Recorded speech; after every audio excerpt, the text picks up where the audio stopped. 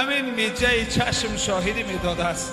میگفت است خدایا من شاهد هستم همین صاحبی من در دنیا از ترس تو گریه کرده بود. خدایا همین از ترس تو گریه کرده بود. من شاهد هستم خدایا، من شاهدی میتونم، شاهدی مرا قبول کن.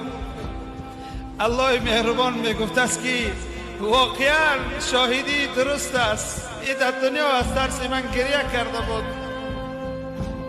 حبیب خدا صلی الله علیه و سلم گفتن در قیامت اعلان میشه که یک نفر از آتش دوزخ به شاهدی یک میجش نجات یافت. این از آتش دوزخ نجات میتن. این چشم من در شما دیدم برادرها. خدا رو میخواهم که روز قیامت شاهدی را ما و شما رو میجام بتن. این میجا روز قیامت شاهد بشیدیم. خدا شاهد